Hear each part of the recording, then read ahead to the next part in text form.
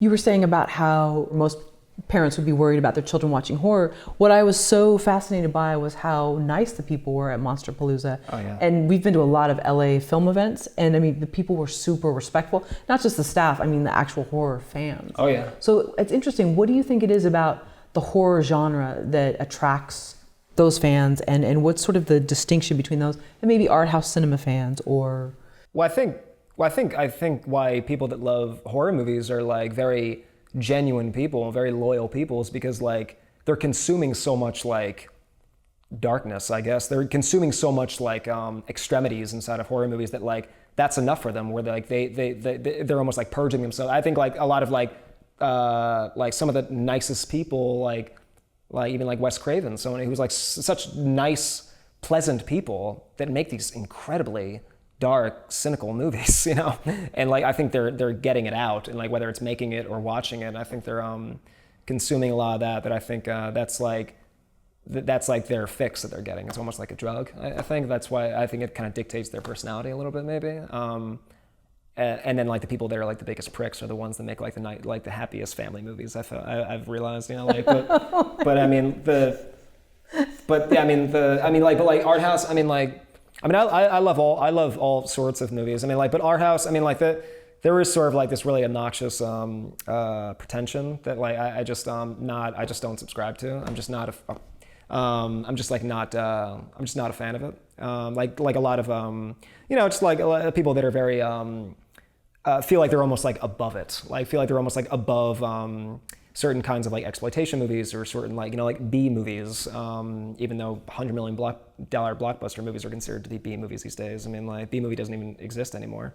But I mean like I think a lot of people are just so snobbish and like sometimes people think that like I'm a snob with like movies and all that, but it's like I'm snobbish about the movies that most people are snobs about not liking. So it's like I can be a snob about those kind of movies. I feel, you know, but I mean like just it's there's so many art house films that I love. I mean like I love the art house genre. I mean like I think Drive was such an incredible example of like art house and commercial genre working so effortlessly, I thought, and I thought that movie was just brilliant, and I was like, it can work really well. I mean, like, because like I am sort of attracted. I'm much more attracted to a film like Drive than perhaps maybe like Fast and the Furious. I mean, like Drive is much more my kind of like action movie, because I think it just has like art house can really work inside of genre because like they sort of like spread the action out so it's like more impactful.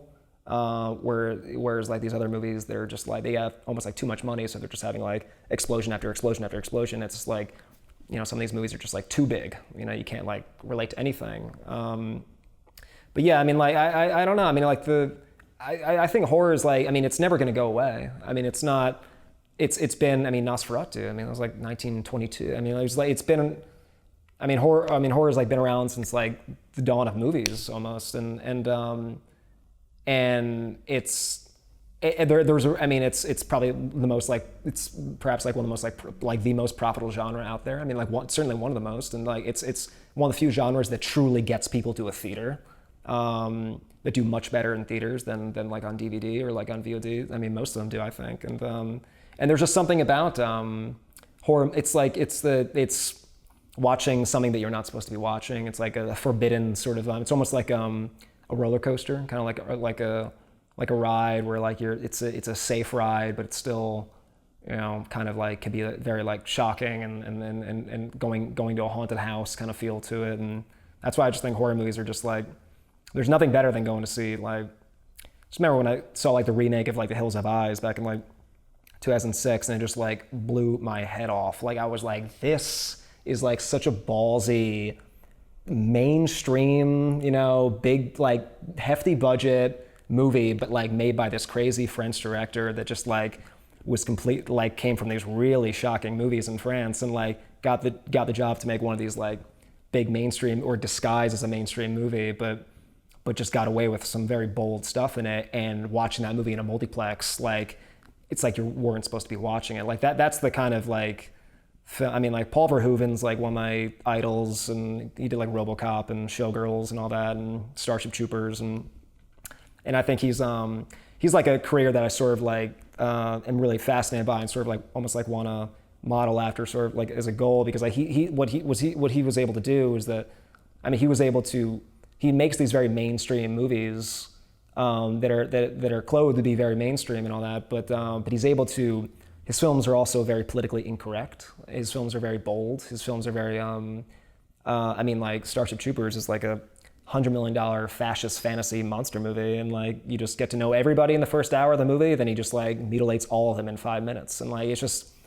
I mean, like that kind of like boldness, but inside of like mainstream storytelling. Like, I mean, I think Kingsman, like the first Kingsman that came out a few years ago, I thought that was like kind of like a throwback to that kind of movie, because that movie was like, I love that movie. That was like that was a very bold movie on a lot of levels, but it was like $80 million budget. And like some of the things they got away with in that movie, it was like not a typical kind of, it wasn't 100% what they, I mean, it was and it wasn't what they marketed it as. And like when people saw it, there's like certain things in there that were very divisive and very polarizing to people. But overall, it's like a fun movie, but there's like those certain scenes that I'm like, whoa, that's gonna be a little divisive on some people. That's always been, I've always been attracted to like, almost like infiltrating the mainstream. Like I think like that's like what I'm really attracted, because I love straightforward story. I love mainstream movies. Like I love commercial kind of movies, but sort of like injecting a boldness inside of it, because I think like infiltrating the mainstream is when you can like really like do some like damage, you know, like in a good way, you know. But yeah, I think I guess that's but yeah, I mean, like that's, yeah, I mean, like those kind of, the just like, you know, just sensational kind of movies, or I think, because movies are all about like, just like, I think entertainment in the beginning, like that's like the first and foremost, you always have to like entertain. And then if you're hopefully can have like a bold statement underneath it, like that's, I think, what's always even more attractive, to like have a statement that's suggesting something about the world that we're living in, or like the generation that we're living in right now. I think those are the kind of movies that I think overall very attracted to. Films that, you know, like I don't know if you, there's like this film called Unfriended that came out in 2000, like the Skype horror movie, which I remember. I know a couple people thought that like it ripped off like another movie, but I didn't. I just was looking at that film, and I thought like that was such a brilliant like home run of a movie. And I know some people didn't like it because like they hate movies that take place on a Skype and all that, but it's like that's the generation we're living in right now. So Sure. It's like, what else are they gonna do? I mean, like, and I just thought it was so. I don't think people like realize like how well made that movie was. Like the editing, just the details, because it was all through Skype, and it was like 4 Skype cameras, and like it was relevant. It was about like this girl that kills herself, and she's like haunting them, and like through the computers, and it was relevant about like bullying and teen suicide, but it was also like just also at the same time like this like straight down the middle like 84-minute teen slasher, supernatural slasher film, and it was just like, it was one of the most purest teen slasher movies I had ever seen. And like the fact that we're still having, because everyone's trying to be so like overly clever with like horror movies, and like, you know, I understand that, like, but sometimes I think if like things are a little too, everyone's trying to be like Scream or something, you know, I mean, which is a, you know, extraordinary film, but I think everyone's always trying to do that again. Like they're always trying to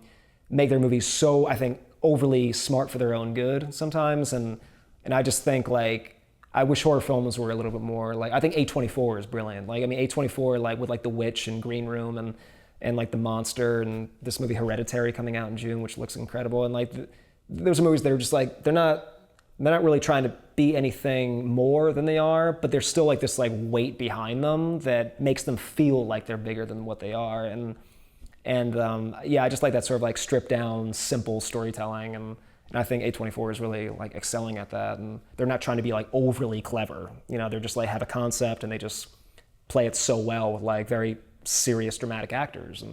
But they're very commercial kind of genre concepts that they play in, most of them. But yeah, I mean, that's, you know. Thank you for watching our interview with Chris von Hoffmann.